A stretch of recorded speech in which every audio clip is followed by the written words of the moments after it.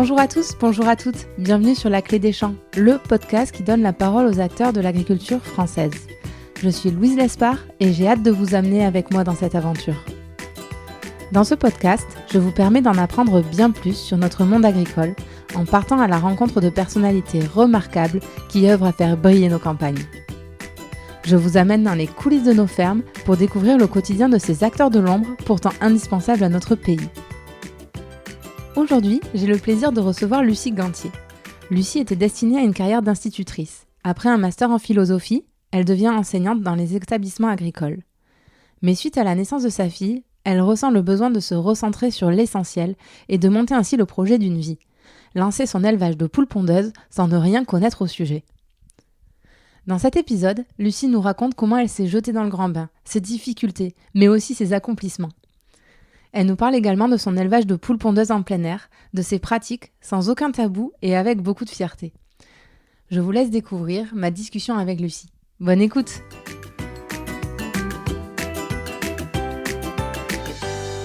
Bonjour Lucie, bienvenue sur La Clé des Champs. Merci Louise. Bon alors Lucie, tu es confinée en Vendée, donc on enregistre cet épisode à distance. Tu as des poules pondeuses, 15 000. Tu as lancé ton exploitation il y a moins d'un an. On en discutera plus tard. J'aurais aimé d'abord discuter de ton parcours et savoir qu'est-ce qui a fait que tu as décidé de devenir agricultrice, puisqu'au démarrage, tu te destinais plutôt à être institutrice après un master de philosophie. Quel a été l'élément déclencheur ? Alors effectivement, comme tu le dis Louise, au début, au commencement, j'étais plutôt dans l'enseignement et plus particulièrement dans la formation agricole, en maison familiale rurale. J'ai pris un plaisir fou pendant 5 années, à enseigner, à être au contact, de jeunes et notamment de futurs agriculteurs. Ça m'a permis de rencontrer aussi énormément d'exploitants agricoles, de faire vraiment une tournée, on va dire, des exploitations de mon secteur et aussi de mieux découvrir mon territoire que j'avais quitté pour aller faire mes études. Et ce qui s'est passé aussi, c'est que je suis devenue maman et j'ai eu besoin à un moment donné de me recentrer aussi sur moi, sur ma famille et puis venir aussi construire un projet avec mon conjoint qui lui était, agriculteur depuis quelques années.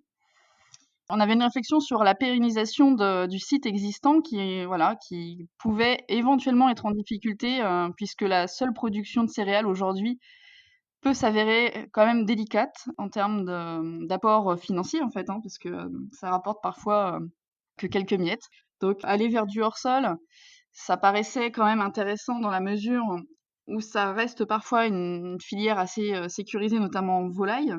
Et justement, quand je me suis retrouvée à visiter pour une première fois un bâtiment de poules pondeuses plein air, finalement, je me suis rendu compte qu'on peut être sur un bâtiment de 2000 m² avec 15 000 animaux et pour autant répondre en fait à des valeurs identiques. C'est-à-dire que c'est pas tant la taille du bâtiment ou le nombre d'animaux, c'est plutôt tout ce qui est mis en œuvre par l'éleveur pour répondre aux besoins de ces volailles, de ces animaux. D'accord. Et en plein air, effectivement, je me suis rendu compte que même sur un atelier de ce type-là, en fait, que quand on est en pondeuse, 15 000 poules plein air, ça reste une petite unité finalement. Ouais, ça m'a changé vraiment le regard. Et là, pour le coup, j'ai eu un vrai coup de cœur dans la mesure où les poules restaient sur un temps beaucoup plus long. Et ça, c'est intéressant de voir évoluer ces animaux. Je trouve que quand on est éleveur, ce qui est intéressant aussi, c'est de pouvoir construire une relation avec ces animaux. Parce que là, les poules, elles restent combien de temps chez toi ?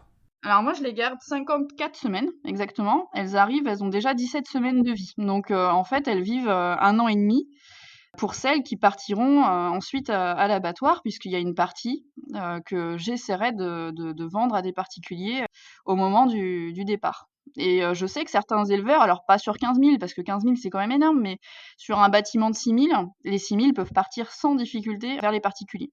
D'accord, ok. C'est assez recherché les poules de réforme, donc voilà, j'ai envie d'essayer de sauver, entre guillemets, une partie. Quand tu dis chez les particuliers, c'est des gens qui veulent avoir 3, 4, 5 poules chez eux pour produire leurs propres œufs, c'est ça ? Bah, soit ça, soit effectivement, à un moment donné, ils veulent les transformer aussi, hein, ils veulent les consommer. Et alors, quand tu décides de faire des poules pondeuses, au début, j'imagine que tu connais rien à ce domaine-là. C'est pas trop effrayant ? Comment ça se passe ? Ah, effrayant si, ça l'a été. évidemment, parce qu'on est quand même sur un projet, assez important, hein. On est sur un changement de vie total quand même. Passer d'une classe de 25 jeunes à un bâtiment de 15 000 poules, c'est quand même un cap. Néanmoins, voilà, je me suis rassurée en visitant beaucoup d'élevages, parce que je crois que la clé aussi quand on se lance en agriculture et sur des projets de cette ampleur, c'est aussi d'aller rencontrer des personnes expérimentées, des personnes qui ont franchi le pas pour comprendre comment elles ont fait ce pas-là Mhm. et comprendre aussi, ce qu'il faut faire et ne pas faire. Parce que l'expérience des éleveurs, moi, m'a vraiment apporté beaucoup d'éléments sur, par exemple, comment aménager mon sas, comment penser, mon espace de travail. Toutes ces visites-là m'ont apporté aujourd'hui encore d'ailleurs, m'apportent des clés pour avancer et pour, penser l'évolution encore de mon bâtiment. Ouais. Et puis après on a accompagné, moi j'étais accompagnée quand même par ma coopérative, parce que je suis en filière intégrée, donc c'est ce qui fait qu'aujourd'hui un projet de cette ampleur peut passer auprès d'une banque, hein. Il faut être, clair là-dessus. C'est Mhm. parce qu'à un moment donné, je peux affirmer que j'ai du débouché derrière et un contrat sur 10 ans, que la banque me dit: «Bon d'accord, j'accepte le financement».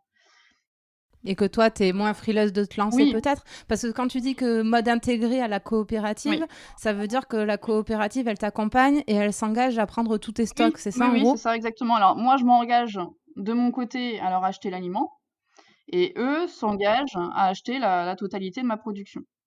D'accord, Donc voilà, c'est d'accord. ça fonctionne comme ça et moi, je suis rémunérée, en fait, sur la déduction du prix de l'aliment sur le coût de l'œuf.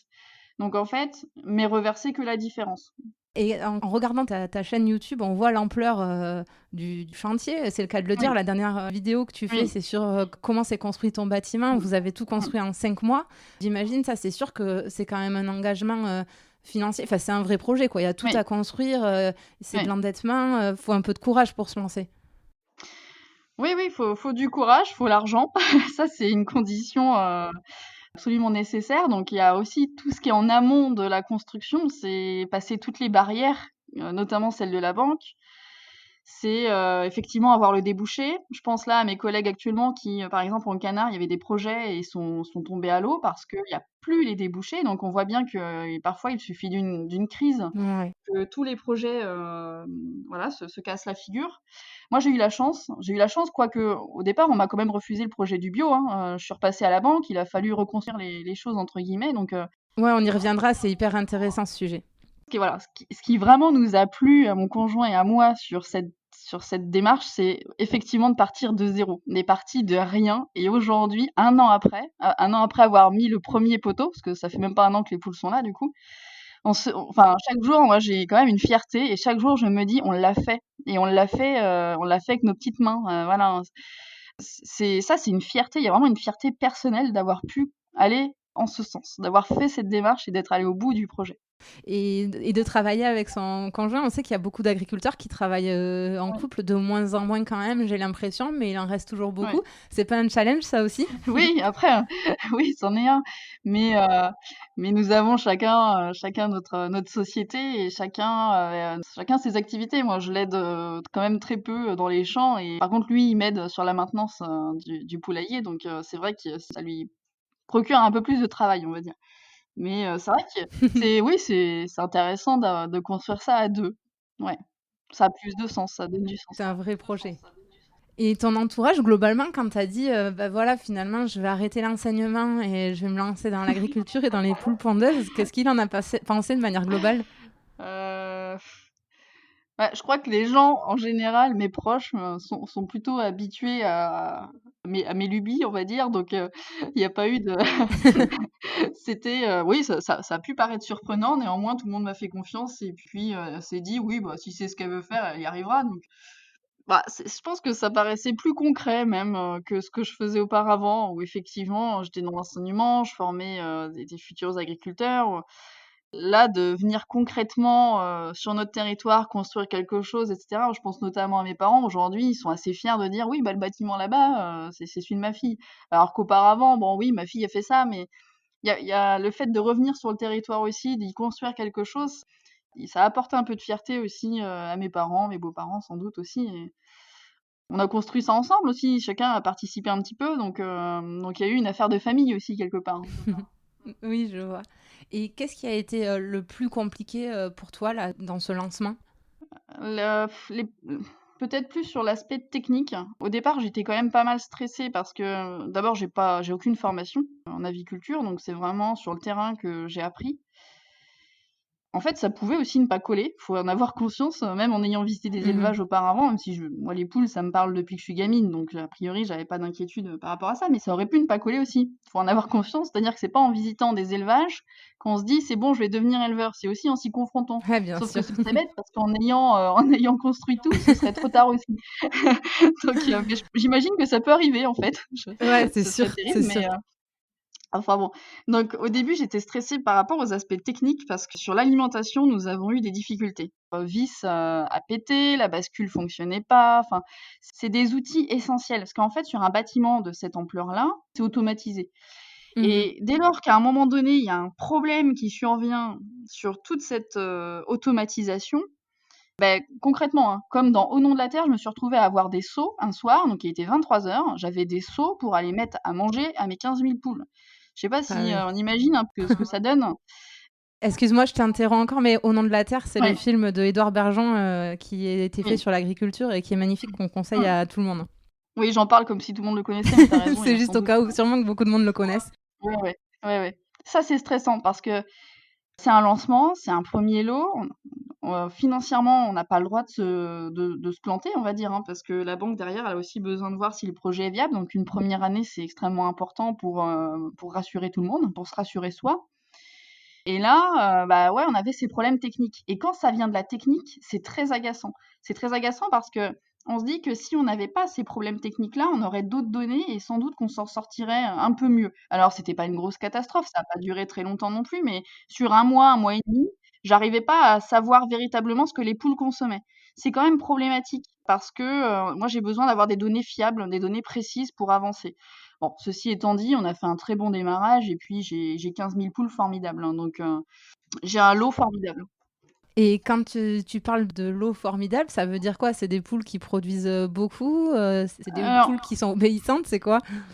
tu as raison de demander. Alors, sur l'obéissance, on va dire qu'il y a une histoire de souche. Chaque poule rousse, ne se vaut pas entre guillemets, enfin chaque éleveur a une affinité, on va dire, avec, une souche. Moi, j'ai essayé, la Highline, donc c'est ce que j'ai actuellement. J'avais eu des échos par rapport à cette souche-là. Je savais qu'elle était plutôt docile, plutôt calme, qu'elle était peut-être un peu moins adepte du piquage. Donc ça, c'est un ennemi aussi, chez l'éleveur de poules pondeuses. C'est le fait de s'arracher, des plumes, d'arracher des plumes à ses congénères D'accord, OK. et d'aller jusqu'à tuer en fait, la poule, hein. Enfin, elle s'entretue, D'accord. rendue à ce stade. Moi, je savais que cette poule-là, elle le faisait moins. En contrepartie, évidemment, il y a d'autres éléments. Elle risquait de pondre un peu moins au nid, par exemple. Moi, j'ai choisi cette souche-là. Et effectivement, j'en suis absolument pas déçue, donc je ne vais pas changer pour le moment. Je vais continuer avec cette magnifique poule rousse qui fait un travail formidable. Je parle d'un travail parce que ce sont mes collaboratrices aussi, hein. Moi, je leur parle quand j'arrive, je leur dis: «Je suis fière de vous», voilà, je les vois aussi comme ça, hein. C'est vraiment, j'ai un profond respect pour mes animaux. Je les humanise pas, mais j'ai un profond respect pour elles, hein. Il y a pas d'anthropomorphisme, ça j'y tiens, mais ce sont mes animaux, ce sont mes filles, et je les encourage et je leur dis quand je suis contente, je leur dis quand je suis pas contente aussi, quand elles ont pas, fait ce qu'elles avaient à faire. Alors il s'agit pas de pondre, hein, parce que pondre, ça, elles le font de toute façon, mais par exemple de vider l'assiette, parce qu'on leur demande une fois dans la journée de vider l'assiette, par exemple. C'est important pour qu'elles aient, vraiment une alimentation riche et variée. Enfin voilà, je me retrouve à discuter de choses très techniques avec mes poules. Et une poule, combien elle te produit d'œufs en moyenne? Une poule, on va dire sur 7 jours, elle en produit 6. Après sur 15 000, j'ai des poules qui n'ont jamais pondu et qui pondront sans doute jamais. Voilà, j'ai des poules qui ne se sont pas déclenchées, sans doute parce que, le mode d'élevage, le fait d'être, comme ça en groupe, ça leur va pas. Et tu as moyen de les identifier, ces poules qui pondent pas? Parce que j'imagine que la rentabilité, c'est hyper important et la production. Sur 15 000, comment tu sais celle qui produit pas? Je les laisse, moi je les laisse, enfin, je me suis pas du tout amusée à aller repérer mes poules qui pondent et mes poules qui pondent pas. Il faut toutes les nourrir, elles sont là, elles sont comme les autres, elles font leur vie et puis elles participent à la vie sociale du groupe, donc je vais pas les enlever. Oui, elle mange, bah, tant pis, elle mange, quoi. Il y en a d'autres qui pondent pour elle. Voilà, c'est le jeu.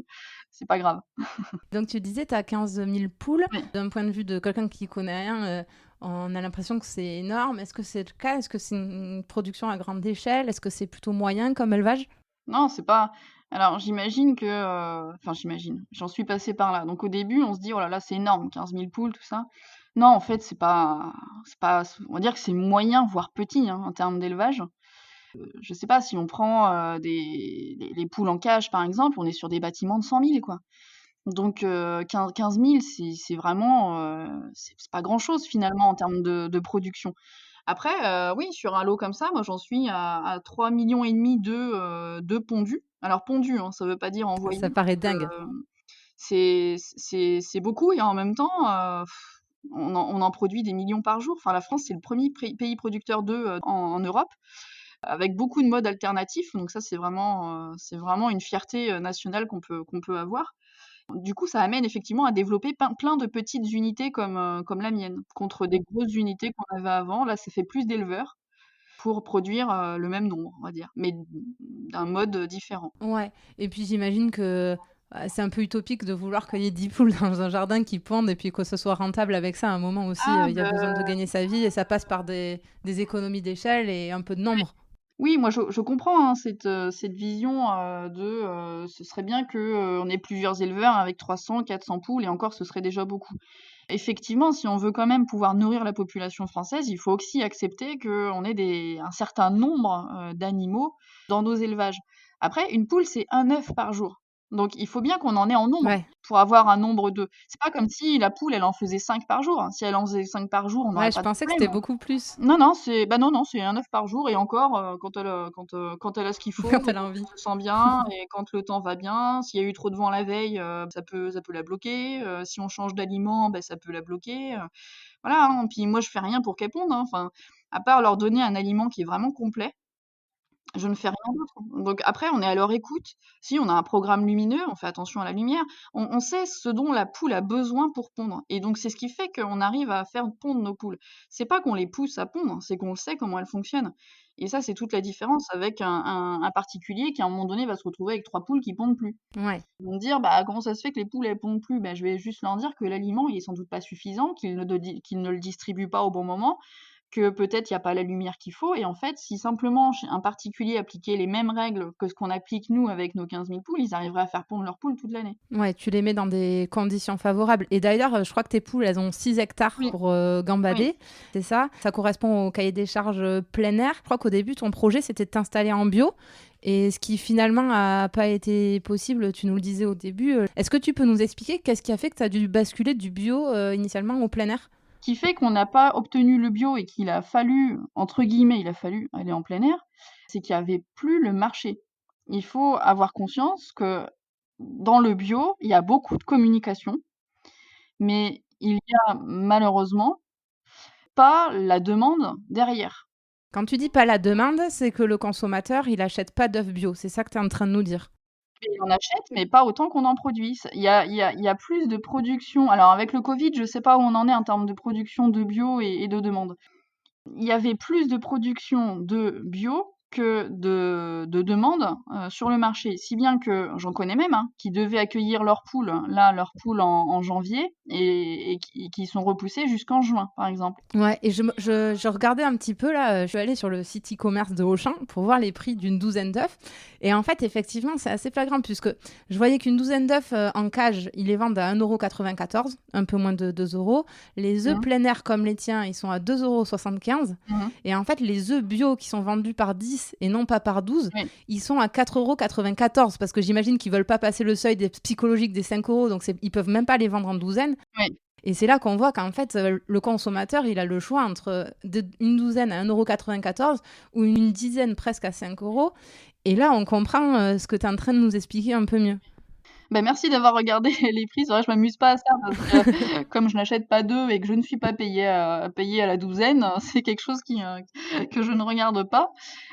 Encore une fois, je reviens sur les divers modes de production. Aussi longtemps que les personnes ne pourront pas, hein, c'est pas une histoire de volonté, c'est aussi une histoire de pouvoir, ne pourront pas mettre 5 € dans une dizaine d'œufs, on ne s'étonnera pas qu'il Mmh. faille avoir des poules en cage ou des poules au sol. Donc la poule au sol étant un bâtiment comme ce que j'ai, mais les poules ne sortent pas, par exemple. En fait, on est en train de se dire qu'il y a une différence entre ce que pense le citoyen et ce que pense le consommateur. En Bien, tant que oui, citoyen, on est tous d'accord de se dire qu'il faut oui, consommer local, bio, le plus respectueux de oui, l'environnement. Mais finalement, en tant que consommateur, quand on est au supermarché dans le rayon et qu'il faut envoyer 5 € pour avoir 10 œufs, ah ben, là, la réflexion, elle est plus la même. Et comme oui, tu dis, tout le monde ne peut pas se le permettre. oui. Et puis à côté de ça, on aime nos loisirs, on aime, enfin on aimait, je sais pas comment il faut le dire maintenant en temps de confinement, mais voyager, sortir, Mmh. avoir de l'électronique, les téléphones, et il y a plus l'argent pour tout faire, quoi. Ouais, c'est sûr, hein. Alors, on sent bien, que c'est tendu. Le marché est très tendu sur les œufs bio et donc c'est ce qui fait qu'à un moment donné, on a eu le choix, en fait, entre abandonner complètement le projet parce que clairement, ça ne semblait pas s'annoncer, beaucoup plus clair pour les années suivantes, hein, soit aller sur du plein air, sachant que le bâtiment est le même. Mon bâtiment, il peut aussi bien faire du plein air que du bio. La surface par poule à l'extérieur est de 4 m², aussi bien en bio qu'en plein air. Donc en termes de surface extérieure, on est sur la même surface. Donc ça a fait qu'effectivement, à un moment donné, il a fallu revoir sa copie. Moi, il était hors de question que j'abandonne le projet parce que ça me tenait, vraiment à cœur. J'avais pas creusé le cahier des charges du plein air. Je l'ai fait suite à ça, j'ai bien été obligée de le faire et finalement, même si ça m'embêtait un peu d'avoir 15 000 poules parce que je me disais quand même c'est important 15 000, en bio, ça devait être 9 000 du coup. Donc du coup, pour 2 000 m², on a 9 000 poules bio ou 15 000 poules plein air. Je dis bien «ou» parce que je ne choisis pas le nombre, c'est le seuil pour que le bâtiment soit rentable. C'est comme ça. Si j'ai 14 000 poules, bon, je ne peux pas me verser de salaire. Il m'en faut 15 000 pour que, mon affaire soit rentable. Et d'ailleurs, du coup, je crois que tu as pris le cahier des charges bio et tu as essayé d'en prendre les bonnes idées pour l'appliquer sur ton plein air au maximum, tout en gardant évidemment la rentabilité de ton exploitation. Oui, exactement. En fait, il est stipulé dans le cahier des charges du bio qu'un lot ne peut pas faire plus de 3 000 poules. Autrement dit, dans un bâtiment qui accueille 9 000 poules bio, vous le comprenez bien, on fait 3 parcs et on fait 3 parcs aussi à l'extérieur, de sorte que les poules ne se mélangent jamais. Parce que, en fait, au sein d'un lot de poules, il y a une hiérarchie sociale qui s'établit, donc on ne peut pas se permettre de mélanger ensuite les poules quand on a créé des lots. Je me suis dit que ça avait du sens de séparer en petites unités parce que justement pour cette histoire de hiérarchie sociale qui est extrêmement importante dans la régulation du lot de poules, il y avait quelque chose à faire. Donc ce que j'ai fait par exemple, c'est de séparer mon bâtiment en 4 parcs. Donc ça, c'est une idée que j'ai repris. Et effectivement aujourd'hui, j'en mesure des bénéfices. J'ai par exemple une homogénéité, c'est-à-dire un poids de poule qui est très bien réparti. Dit comme ça veut pas dire grand-chose, mais ça veut dire que 88-89 de mes poules présentent un poids, global, identique en fait. Donc et le fait de séparer, ça limite aussi des gros mouvements de panique, dans lesquels on va retrouver de l'étouffement, de la mortalité et cetera. Donc effectivement, j'ai aussi une mortalité, relativement basse, par exemple. Et c'est plein de données comme ça qui me font dire que, par exemple, la séparation en petites unités, même en plein air, eh bien, elle a du sens. J'ai mis des métallophones, par exemple, dans mon bâtiment, parce que les poules, elles aiment bien les sons. C'est quoi des métallophones? En fait, c'est des xylophones, mais en métal. Ah Ça oui, j'ai s'appelle vu des sur tes métallophones. vidéos. C'est rigolo. Voilà. Et comme je me suis fait reprendre, je reprends le bon terme, on va dire métallophone pour faire bien. Bon, des Un xylophones, xylophone pour entre nous. nous, ça marche pas bien. Voilà, c'est ça. Et ça, par exemple, voilà, c'est des petits éléments que je reprends. J'ai encore beaucoup à apprendre, hein, je découvre, vraiment le métier. Néanmoins, j'essaie au maximum, à la fois de bien écouter mes poules, parce qu'elles ont beaucoup de choses à me dire quand même, elles causent beaucoup, de comprendre leurs besoins, de comprendre comment je peux y répondre. Ça demande du temps, tout ça, mais néanmoins, je trouve quand même que dès lors qu'on prête attention aux besoins des animaux, très vite on comprend comment ils fonctionnent et très vite on arrive à acquérir des réflexes, hein, des réponses réflexes. Et j'imagine que pour terminer ce sujet du cahier des charges bio que tu essayes de respecter au maximum, etc., que aussi, au-delà du principe moral que tes animaux soient bien, parce que tu travailles tous les jours avec et que c'est important pour toi, en plus, j'imagine que ça améliore la productivité, le rendement des Mmh. poules. Elles pondent plus. Quand tu dis qu'elles ont un point égal, ça veut dire que c'est des poules en bonne santé qui produisent plus? Comme on dit par chez nous, je vais vous apprendre une expression assez drôle, on comptera les bouses à la fin de la foire, hein. Je la Tout ça connaissais pas pour dire celle-là. que Tout ça pour dire qu'on verra à la fin du lot. Il reste encore 4 mois, donc on fera le point à ce moment-là. Mais pour l'heure, j'ai des poules qui produisent parfaitement. Voilà, j'ai un taux de ponte qui est très correct. C'est ce qui me faisait dire aussi tout à l'heure que j'avais un super lot.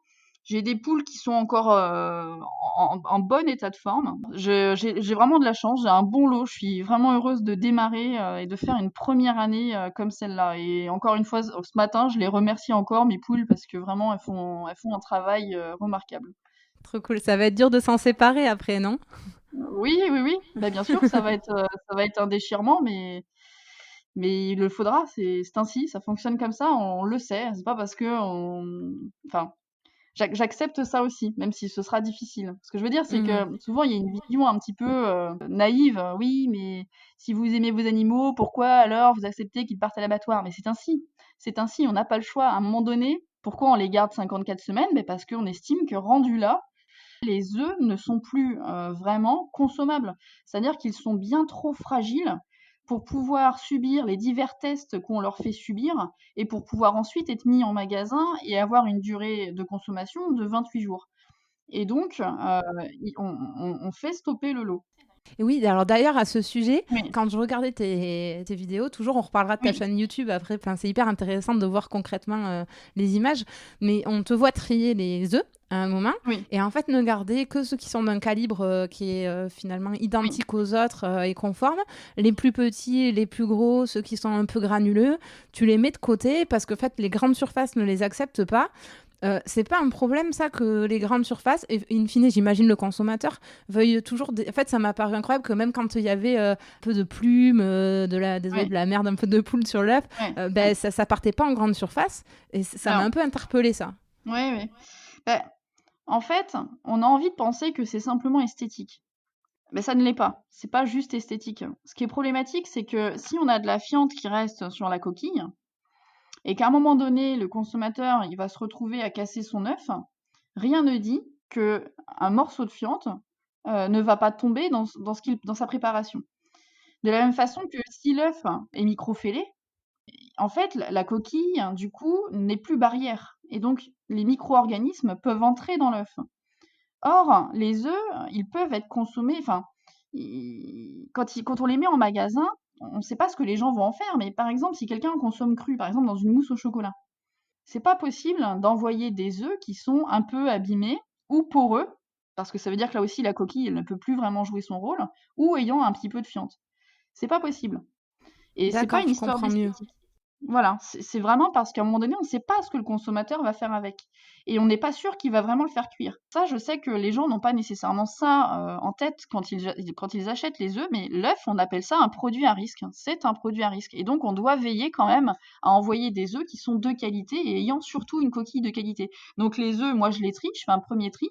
Et quand ils arrivent au centre d'emballage, alors attention, mes œufs déclassés sont utilisés, moi je jette. Donc quand je dis je jette, c'est que vraiment je ne fais pas partir autour de 70-80 œufs par jour. Donc c'est rien hein, quand on compare ça au nombre d'œufs produits chaque jour, c'est pas grand-chose. Donc mes œufs déclassés sont envoyés en nouveaux produits, donc ils vont servir à faire des brioches, etc., etc. Donc justement, là comme ils sont transformés et qu'ils sont cuits, ça ne pose pas de problème. C'est pour ça qu'ils sont utilisés justement en nouveaux produits. Et ensuite, donc, mes œufs classés, eux, sont récupérés par le centre de conditionnement où ils vont subir d'autres tests. Ils vont subir un test pour vérifier qu'il n'y a pas de microfillure invisible à l'œil nu, pour les raisons que je t'expliquais, hein, parce que s'il y a une microfillure, alors des micro-organismes, notamment pathogènes, peuvent entrer dedans. On va vérifier la présence de sang à l'intérieur. Donc en fait, il y a une petite lumière qui entre à l'intérieur et qui détecte le sang. Donc ça, c'est l'œuf est de suite éjecté. Et puis, bah, il y a une détection de fiente et de sang sur la coquille aussi, en plus. Donc ça, c'est vraiment les 3 gros tests que subissent les œufs. Donc c'est fait par une calibreuse, par une machine, hein. C'est pas des êtres humains qui font ça. C'est vraiment c'est réglé, c'est comme ça et c'est pas autrement. Et en principe, on sait que l'œuf, une fois qu'il a subi ces tests-là, quand il part en barquette et quand il part en magasin, on est certain que ça va bien se passer. Et c'est ça qui est important quand on est éleveur, parce qu'aujourd'hui, avec ce qu'on appelle le blockchain, on peut remonter à l'éleveur. Et donc, dès lors qu'un consommateur, il serait pas satisfait, très facilement, il peut revenir remettre en cause, tout un élevage, quoi. Donc on veut pas de ça. Donc il vaut mieux quand même essayer d'éjecter des produits, tant pis, on les éjecte, mais on en fait autre chose. Donc c'est pas trop mal non plus. Ouais, bien sûr, Et pas au moins gaspiller. derrière, moi je suis sûre que ce que je produis, quand mes œufs, ils partent, ils sont de qualité, ils respectent, vraiment, ce qui est demandé. Et ça me rassure quand même. J'ai pas besoin d'y réfléchir la nuit, quoi, tu vois? Tu vois ce que je veux dire? Bien sûr. Et d'ailleurs, tu parles de traçabilité là. Si moi j'ai envie de goûter tes bons œufs parce que tu en parles avec Oui. passion et ça donne envie d'en manger, j'ai moyen à un moment quand j'achète ma barquette d'œufs de voir que les œufs ils viennent de l'exploitation de Lucie en Vendée? Oui, alors, bah, moi, j'ai un code œuf que je pourrais te communiquer, mais je vais pas le faire, en tout cas, je le fais pas en public. Donc ça, c'est une possibilité, parce que quand vous achetez des œufs, il y a un code, hein, FR, quelque chose et ça finit par 00 si c'est bio, 01 si c'est plein air, label et cetera. Et puis surtout, donc, normalement, l'une des grandes marques, hein, donc, que je ne vais pas citer là, mais l'une des grandes marques, hein, qui sous laquelle, pardon, sont commercialisés mes œufs, développe le blockchain justement. Donc en principe, avec un QR code, là, quand on flash en fait le code, alors je sais pas s'ils l'ont fait encore, c'était en cours, on nous a demandé des photos, on nous a demandé un petit texte, et cetera, pour ensuite accéder au site internet via le code. Donc j'ai pas vérifié où ça en était, mais normalement, voilà, sous certaines marques, les consommateurs vont pouvoir, si c'est pas encore fait d'ici peu, accéder justement, eh bien carrément à la page qui présente l'éleveur. Ok, Voilà. je trouve que c'est une bonne initiative parce que ça relie vraiment l'agriculteur à l'assiette du consommateur et Oui, c'est plutôt intéressant, je trouve. oui, oui. Et ensuite, je change un peu de sujet, mais donc tu as une chaîne YouTube depuis assez récemment, tu es très active, notamment sur Twitter. Qu'est-ce qui t'a Mmh. amené à avoir envie de communiquer? C'était une nécessité pour toi? Oui, alors j'aime à dire quand même que quand on faisait un métier auparavant où on parlait, donc moi j'étais enseignante, donc grosso modo je parlais toute la journée. Me retrouver comme ça dans un bâtiment à ne parler à personne et enfin si, je parle à mes poules, mais bon, elles me répondent pas vraiment. C'était aussi, un cap à franchir, donc j'avais la crainte de m'isoler, en fait. Moi, j'ai besoin d'être en relation, voilà, tout le temps. C'est comme ça que je fonctionne, j'ai besoin d'être en relation. Et quand même, dans le monde agricole, c'est de moins en moins vrai, mais ça l'a été, très facilement on s'isole, quand même. Et voilà, j'avais la crainte de ça, donc je me suis dit: «Allons commencer par Twitter». Twitter, je maîtrisais bien parce que, à la maison, familiale, lorsque j'étais formatrice, c'était un outil que j'utilisais pour mettre en lumière le travail de mes élèves, donc c'est quelque chose que je trouvais vraiment formidable. Ouais, on te trouve sous le nom de Les Jolies Rousses, d'ailleurs. Alors maintenant, c'est les jolies Russes, oui, c'est ça. Et en fait, j'ai vu que ça prenait et j'ai vu surtout qu'il y avait assez peu de communicants, sur la volaille, sur la filière volaille et sur la poule pondeuse. Et là, je me suis dit: «Mais bon sang, il y a un truc à faire». Ça a pris et puis je suis allée sur Instagram et puis maintenant je suis sur YouTube. Ça, c'était un sacré cap à franchir parce que non seulement, je devais apprendre à communiquer en me filmant, donc ça c'est difficile, hein. Moi, je suis pas très fan, hein, de me filmer, tout ça, de me voir, c'est très compliqué.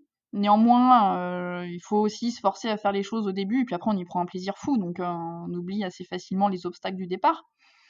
Non seulement j'apprenais ça, mais en plus j'étais en train d'apprendre mon métier d'éleveuse. Et donc parfois, j'avais quand même la grande crainte de raconter n'importe quoi, il faut bien le dire, et de me retrouver à diffuser ça n'importe où et que les gens se moquent de moi en bon, en fait, ça s'est pas passé et heureusement, comme j'ai ma technicienne, je chope un maximum d'infos pour justement ne pas raconter n'importe quoi et j'attends de maîtriser bien le sujet avant de pouvoir en parler. Néanmoins, j'aurais quelques années d'expérience, je pense que ce serait encore plus efficace, mais c'est ainsi. Finalement, tu as un peu une responsabilité vis-à-vis de la filière, puisque comme pas grand monde communique, et que tu as une communication qui est plutôt efficace, et c'est comme ça que je t'ai trouvé, moi d'ailleurs, finalement, c'est une vraie responsabilité pour l'image que tu renvoies de ta filière. Oui. Ouais, tu l'as bien compris. Moi, je le comprenais pas tant que ça au départ. Quand j'ai vu des collègues éleveurs de pondeuses de mon gros pond, ils m'ont dit: «Non, non, c'est bien, vas-y continue». Ah ça va, ça me rassure et en fait, j'ai vu l'interpro, j'ai vu un responsable au SIA, où j'ai eu la chance d'intégrer le groupe des youtubeurs. Enfin, c'était une journée Au extraordinaire. salon de C'était l'agriculture, le vraiment SIA. ouais, c'était un truc incroyable et donc l'interprofession, des œufs me dit: «Non, non, mais voilà, on suit». Moi, je veux juste pouvoir éclairer un petit peu, oui, donner l'accès à la production. C'est-à-dire qu'on arrête, d'imaginer des choses sur ce qui se passe dans un bâtiment fermé. Voilà. Moi j'ouvre, hein, je l'ouvre mon bâtiment.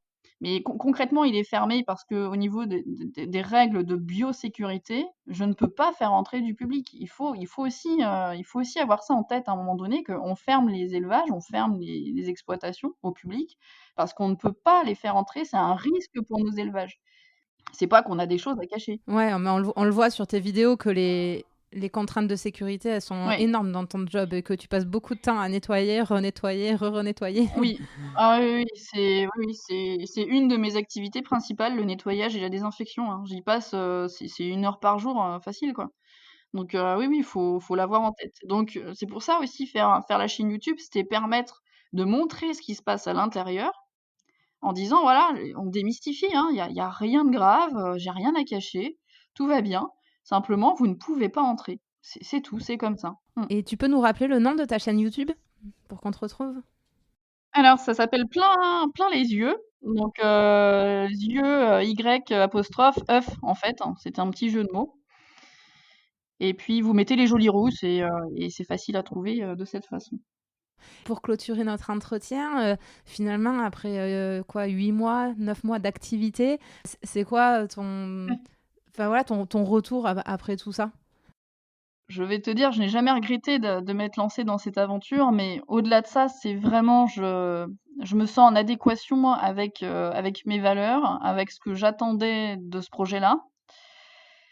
Je me surprends moi-même à me retrouver à intégrer des projets, à faire des choses que je n'imaginais pas il y a quelques mois. Si on m'avait dit: «Ouais, bah, en plus, tu vas faire une chaîne YouTube et puis tu vas te retrouver à parler, à monsieur Édouard Bergeon, le réalisateur de Monde la Terre au téléphone», j'aurais ri, voilà. Aujourd'hui, je me retrouve vraiment embarquée comme ça dans une communication positive, dans une défense, mais à mon niveau, hein, parce que je m'engage pas non plus des masses, hein, enfin, en tout cas, j'essaie de défendre une certaine image de l'agriculture, d'une agriculture raisonnée, réfléchie.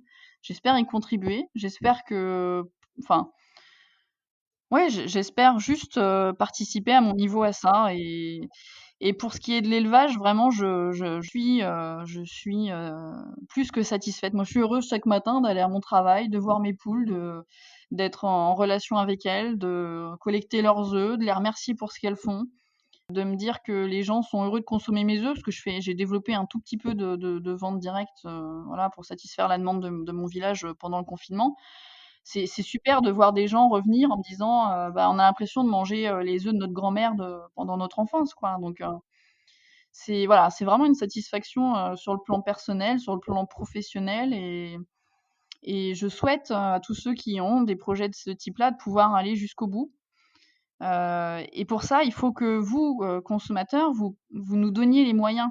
C'est-à-dire, effectivement, en essayant d'acheter au maximum local, mais surtout, français, déjà, pour commencer. Et puis après, chacun avec les moyens qu'il a évidemment, parce qu'encore une fois, on va pas revenir sur le porte-monnaie des consommateurs, hein. Chacun fait avec ses moyens. Mais au moins, déjà essayer de consommer, français parce que encore une fois, il y a des filières en ce moment qui sont vraiment en grande difficulté, notamment le canard et toutes les petites volailles comme la pintade, le Ouais, pigeon et cetera. je viens des Landes et effectivement, il y a beaucoup d'éleveurs de canards chez nous et c'est Oui, compliqué. oui, c'est très difficile donc parce que derrière des élevages, il y a des familles, il y a des projets de vie. Il y a des endettements et nous, on a franchi le pas seulement pour nous, mais c'est parce qu'on s'est dit qu'il y avait une demande, en fait. On a franchi le pas pour nourrir la population. Donc évidemment qu'on a besoin derrière que nos produits soient achetés et consommés. Sinon, ça a pas de sens. Bon, bah, super. Et beh, sur ces belles paroles, Lucie, merci beaucoup de t'être livrée à nous et d'avoir pris le temps. Et puis, Merci je te Louise. dis à très bientôt et je te souhaite une bonne fin d'après-midi.